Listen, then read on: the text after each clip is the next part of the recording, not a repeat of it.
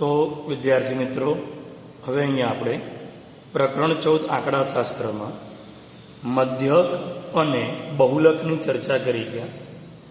હવે જે ચર્ચા છે આપણી પાસે તે છે મધ્યસ્થ, જેને સંકેતમાં કેપિટલ M વડે દર્શાવવામાં આવે છે. તો મધ્યસ્થમાં અહીંયા અવર્ગીકૃત માહિતી માટે આપણી પાસે આમ તો 9મા ધોરણમાં માહિતી ભણીને આવ્યા અવર્ગીકૃત માહિતી. તો અવર્ગીકૃત માહિતીમાં આપણે અહીંયા સમજવાનું હોય કે અવલોકનની સંખ્યા જો અયુગ્મ હોય, અવલોકનની સંખ્યા કેવી હોય? અયુગ્મ હોય, મતલબ કે n અયુગ્મ હોય તો મધ્યસ્થનું સૂત્ર શું બનતું? તો કે n+1/2 મું અવલોકન. અવલોકનની સંખ્યા n અયુગ્મ હોય તો મધ્યસ્થ બરાબર n+1/2 મું અવલોકન. જ્યારે n યુગ્મ હોય ત્યારે મધ્યસ્થનું સૂત્ર n/2 મું અવલોકન વત્તા n/2 વત્તા 1 મું અવલોકન આખાના છેદમાં 2, n/2 મું અવલોકન વત્તા n/2+1 મું અવલોકનના છેદમાં 2. આ જે સૂત્ર છે એ 9માં આપણે ભણીને આવ્યા, જે અવર્ગીકૃત માહિતી માટે હતું. હવે અહીંયા આપણે 10મા ધોરણમાં વર્ગીકૃત માહિતી માટે ભણવાનું છે. તો વર્ગીકૃત માહિતી માટે મધ્યસ્થનું સૂત્ર તો કે n બરાબર L plus n/2 - CF upon F ગુણ્યા H. શું થાય? L પ્લસ n/2 ઓછા CF આખાના છેદમાં સ્મોલ f ગુણ્યા H. જ્યાં આ L એટલે શું થાય? તો કે મધ્યસ્થ વર્ગની અધસીમા. જો અહીંયા બહુલકની વાત હોય, Z હોત, તો L બરાબર બહુલકીય વર્ગની અધસીમા થાય. બહુલક હોય તો બહુલકીય વર્ગની અધસીમા, મધ્યસ્થ હોય તો મધ્યસ્થ વર્ગની અધસીમા. H એટલે તો વર્ગ લંબાઈ થઈ ગઈ. પછી અહીંયા n એટલે અવલોકનની સંખ્યા, જેને અહીંયા આપણે સિગ્મા fi કહીશું. n એટલે અહીંયા શું થશે? Sigma fi. પછી છે સ્મોલ f. તો સ્મોલ f બરાબર મધ્યસ્થ વર્ગની આવૃત્તિ. સ્મોલ f બરાબર શું થશે? અહીંયા મધ્યસ્થ વર્ગની આવૃત્તિ. એવી રીતે CF. તો CF એટલે મધ્યસ્થ વર્ગના આગળના વર્ગના અથવા તો ઉપલા વર્ગની, અહીંયા આગળનો શબ્દ બી વપરાય, અથવા તો ઉપલા વર્ગની સંચયી આવૃત્તિ. સંચયી આવૃત્તિ એટલે સંગ્રહ થયેલી આવૃત્તિ. તો સંચયી આવૃત્તિનો મતલબ શું અહીંયા? તો કે આપેલા વર્ગની આગળના બધા વર્ગોની આવૃત્તિઓનો સરવાળો. શું કહે છે? આપેલા વર્ગની આગળના બધા વર્ગોની આવૃત્તિઓનો સરવાળો બરાબર તે વર્ગની શું થશે? અહીંયા સંચયી આવૃત્તિ થશે. દાખલામાં હમણાં ખ્યાલ આવશે કે શું છે અહીંયા. હવે અહીંયા જ્યારે મધ્યસ્થ શોધતા હોઈએ ત્યારે માહિતી વર્ગીકૃત હોય. માહિતી કેવી હોય? તો વર્ગીકૃત માહિતીમાં બહુલક હોય કે મધ્યસ્થ હોય? વર્ગીકૃત માહિતીમાં બહુલક હોય કે મધ્યસ્થ હોય? બંનેની ગણતરી કરતાં પહેલાં નક્કી કરવું પડે કે એના જે વર્ગ છે એ અંતરાલો સતત છે કે નહીં. જો સતત ન હોય તો સતત કરવા પડે.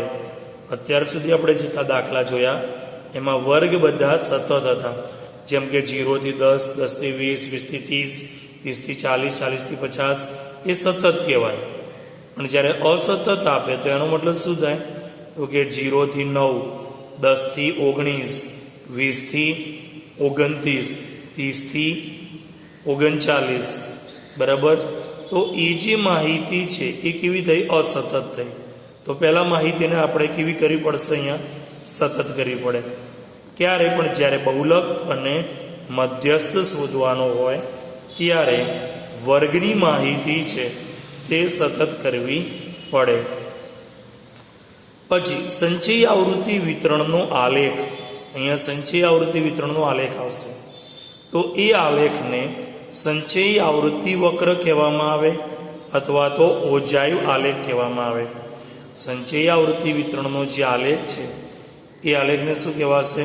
સંચયી આવૃત્તિ વક્ર અથવા તો ઓજાયુ. અને જે બે પ્રકારે હોય, કાં તો થી ઓછા પ્રકારનો હોય અથવા થી વધુ પ્રકારનો હોય, બરાબર. અને એ ગ્રાફની મદદથી બંને પ્રકારના ઓજાયુ આલેખ દોરી, મતલબ કે થી ઓછા પ્રકારનો આલેખ દોરો અને થી વધુ પ્રકારનો આલેખ દોરો, અને એ બંને જ્યાં છેદે એનો એક્સ્યામ, એનો કયો યામ? એક્સ્યામ, એટલે થાય મધ્યસ્થ. થી ઓછા પ્રકારનો અને થી વધુ પ્રકારનો બંને આલેખ જે બિંદુએ છેદે તે બિંદુનો એક્સ્યામ એટલે શું કહેવાશે? મધ્યસ્થ. આલેખ આવશે એટલે આપણે એની ચર્ચા કરીશું 14.4માં. આજે આલેખની ચર્ચા છે આપણે 14.4માં કરવાની છે, જે મધ્યસ્થ પર આધારિત છે. અત્યારે આપણે સ્વાધ્યાય 14.3ની વાત કરીએ. તો પહેલો પ્રશ્ન, અહીંયા બીજો પ્રશ્ન છે આપણી પાસે કે આવૃત્તિ વિતરણ માટે આપેલ માહિતીનો મધ્યસ્થ શોધો. તો અહીંયા માસિક વીજ વપરાશ તમને આપ્યો 65 થી 85, 85 થી 105, 105 થી 125, 125 થી 145, 145 થી 165, 165 થી 185, 185 થી 205. એટલે આને સતત કહેવાય. જો અહીંયા 85, 85, 105, 105, 125, 125, તો આ સતત છે. 145, 145, 165, 165, 185, 185. તો આ જે વર્ગ છે ને એ કેવો કહેવાય? સતત કહેવાય. જો આવું ન હોય તો આપણે આવું કરવું પડે. ક્યારે? કે જ્યારે મધ્યસ્થ અને બહુલક શોધતા હોઈએ ત્યારે. એટલે મધ્યક અને મધ્યસ્થ અને બહુલક શોધીએ. શું શોધીએ આપણે? મધ્યસ્થ અને બહુલક. તો બહુલક અને મધ્યસ્થમાં માહિતી સતત જોઈએ. મધ્યકમાં નહીં હોય તો ચાલશે. મધ્યકમાં તમારી પાસે અહીંયા માહિતી સતત નહીં હોય તો કોઈ તકલીફ નહીં. પણ જ્યારે બહુલક અને મધ્યસ્થની વાત કરીએ ત્યારે આ જે વર્ગ છે એ કેવો હોવો જોઈએ? સતત. સતત ના હોય તો શું કરવું?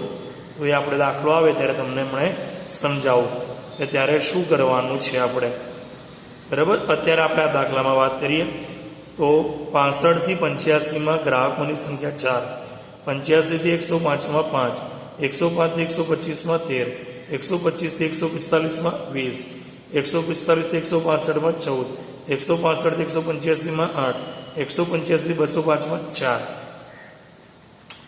તો આપણી પાસે અહીંયા મધ્યસ્થનું સૂત્ર શું કીધું હતું અહીંયા? તો કે મધ્યસ્થ બરાબર, હમણાં કીધું આપણે, L plus n/2 minus CF ના છેદમાં સ્મોલ f ગુણ્યા h. આ રીતનું આપણે કીધેલું છે. તો આપણે શું જોઈએ? L જોઈએ, n/2 જોઈએ, CF જોઈએ, સ્મોલ f જોઈએ, h જોઈએ. h તો મળી જાય. કેટલાનો તફાવત છે? 65માં 20 ઉમેરો 85, 85માં 20 ઉમેરો 105, 105માં 20 ઉમેરો 125, 125માં 20 ઉમેરો 145, 145માં 20 ઉમેરો 165, 165માં 20 ઉમેરો 185. એટલે h તો મળી ગયો આપણને અહીંયા. એટલે h બરાબર કેટલા છે? 20. સ્મોલ f, તો સ્મોલ f આપણને આ ગ્રાહકોની સંખ્યા, જે સ્મોલ fનું ખાનું છે એના ઉપરથી મળશે. L એટલે આ વર્ગ ઉપરથી મળશે. n, તો n એટલે fનો સરવાળો. 4 ને 5 9, 9 ને 3 12, 12 ને 4 16, 16 ને 8 24, 24 ને 4 કેટલા થશે આપણી પાસે અહીંયા? 24 અને 4. એનો સરવાળો કરો તો કેટલો થાય આપણી પાસે? 28નો આટલો તે પડી 2, 2 ને 3, 3 ને 2 5, 5 ને 1 6. કેટલા થઈ ગયા અહીંયા? 68. તો એના ઉપરથી શું મળશે આપણને? આજે સિગ્મા fi એના ઉપરથી મળશે અહીંયા n/2. તો n/2 એટલે 68/2. તો કેટલા મળ્યા અહીંયા? 34. બરાબર. તો 34 છે તે કયા વર્ગમાં આવશે? તો કે આમાં 34ની વાત છે, તો 34 માટે આપણે હવે અહીંયા CF શોધો. તો CFનું કાનો CF એટલે શું થાય? અહીંયા સંચય આવૃત્તિ. CF એટલે શું થાય? સંચય આવૃત્તિ, જેને CF કહેવાય. તો એ કેવી રીતે બનાવવામાં આવે? તો પહેલાં કેટલા છે અહીંયા? તો કે 4. તો સૌથી પહેલાં અહીંયા 0 + 4 બરાબર કેટલા થાય? 4. પછી એ 4માં 5 ઉમેરવાના, તો 4 + 5 બરાબર કેટલા થાય? 9. એ 9માં 13 ઉમેરવાના, તો 90 + 13 એટલે કેટલા થાય? 22. આ શું કર્યો? સંગ્રહ કર્યો આપણે. અહીંયા 22 મતલબ કે આ ત્રણેય જે વર્ગ છે ને, એ ત્રણેય વર્ગની આવૃત્તિનો સરવાળો એટલે 22 થઈ ગયો, જેને સંચય કહેવાય. સંચય એટલે સંગ્રહ. અહીંયા 2 વર્ગનો સરવાળો થયો, અહીંયા 3 વર્ગનો સરવાળો થયો. એવી રીતે 22માં 20 ઉમેરો અહીંયા, તો કે 22 + 20 તો કેટલા થાય? 42. અહીંયા 4 વર્ગનો સરવાળો થયો, 42માં 14 ઉમેરવાના, 42 + 14 તો કેટલા થાય? આપણી પાસે અહીંયા 42 + 14, તો 4 ને 2 6, 4 ને 1 5, 56. પછી 56 + 8 તો કેટલા થાય? 64. 64 + 4, 64 અને 4નો સરવાળો કેટલો થાય? 68. અહીંયા 68 આવ્યા, તો અહીંયા પણ 68 આવવા જોઈએ. આ બંને હંમેશા કેવા આવે? સરખા જ આવે. તો હવે આપણી પાસે n/2, તો 68 ભાગ્યા 2 કેટલા આવ્યા? 34. તો 34 સંચય આવૃત્તિના ખાનામાં કોની શેમાં સંગ્રહાયેલા છે? 34નો સંગ્રહ આ જે સંચય આવૃત્તિમાં શેમાં થશે? તો કે 22 અને 42ની વચ્ચે થશે. 34નો સંગ્રહ શેમાં થશે? 22 અને 42ની વચ્ચે. બરાબર. તો બંનેમાં મોટી સંખ્યા કે 42, તો 42 ઉપરથી આપણને મળે મધ્યસ્થ વર્ગ મળે. શું મળે? બંનેમાં મોટી સંખ્યા કે 42, તો 42 ઉપરથી જે વર્ગ મળ્યો એ આપણો મધ્યસ્થ વર્ગ કહેવાય. તો જે શેમાં આવે છે? તો કે જે 125 થી 145ના વર્ગમાં આવે છે. કયા વર્ગમાં આવે છે? જે 125 થી 145ના વર્ગમાં આવે છે. તો L એટલે શું? તો કે મધ્યસ્થ વર્ગની અધસીમા. તો મતલબ L બરાબર કેટલા મળશે? 125.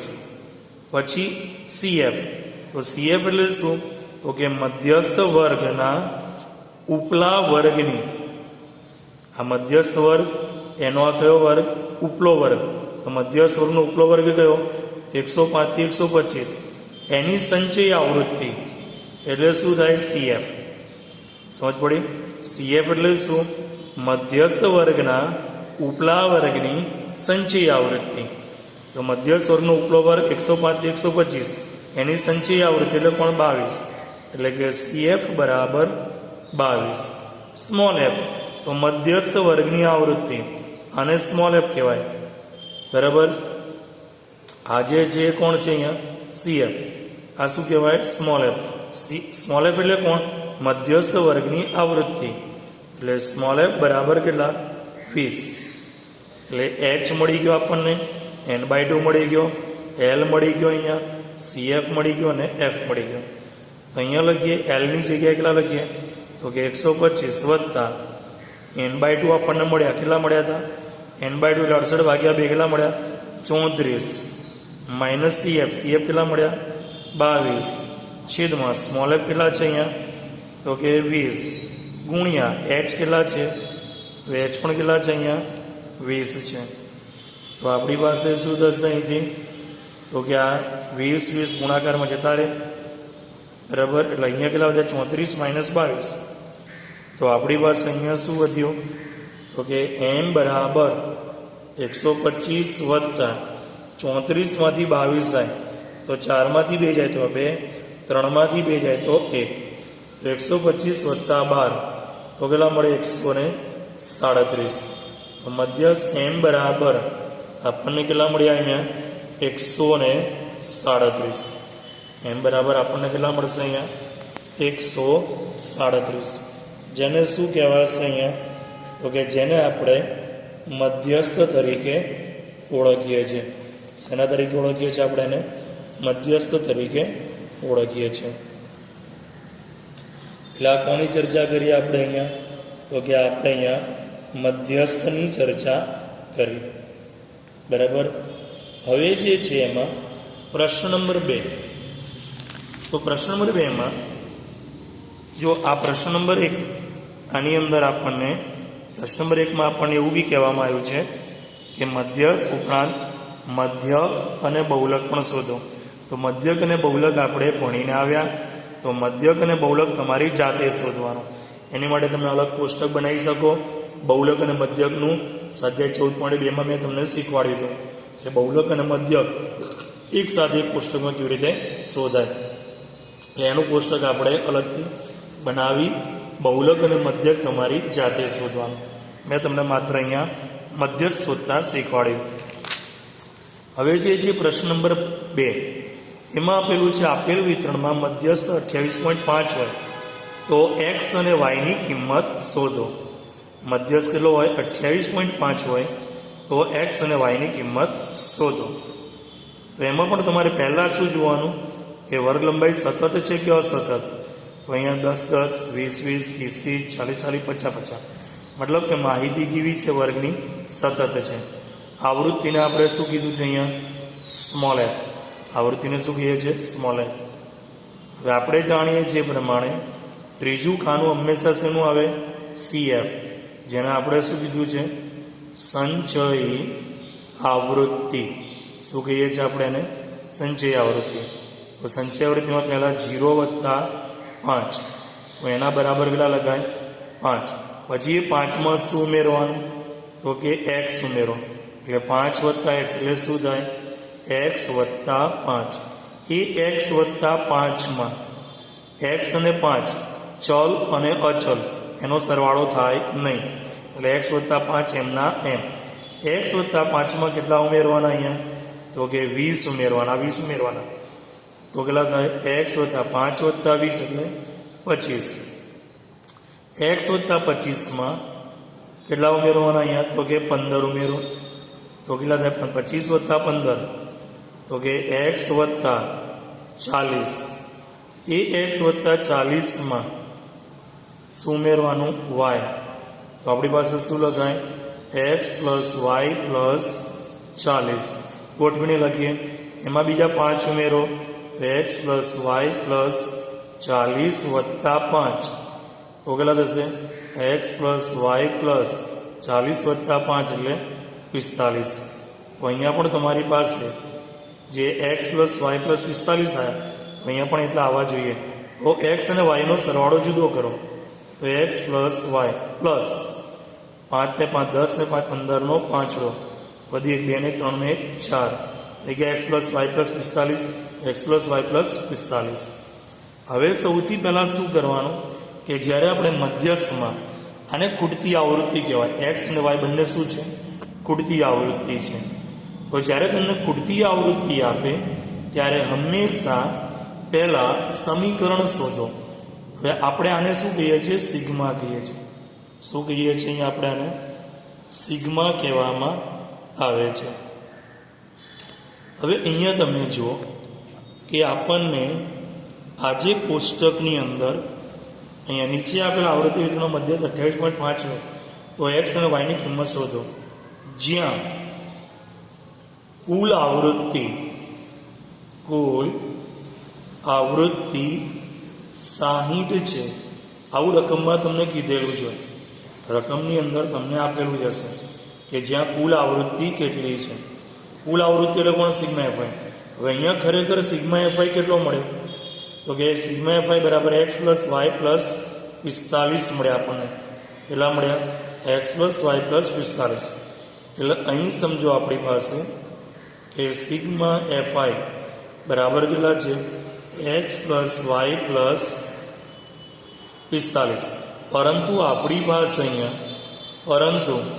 સિગ્મા એફઆઈ બરાબર છે કેટલા? કુલ આવૃત્તિ કેટલી? 60. તો સિગ્મા એફઆઈ બરાબર કેટલા છે? 60. તો શું થાય? આ બંનેને સરખાવો તો એનો મતલબ શું થયો અહીંયા કે માટે 60 બરાબર એક્સ પ્લસ વાય પ્લસ 45. 45 આ બાજુ એટલે કેવા થઈ જાય માઇનસ.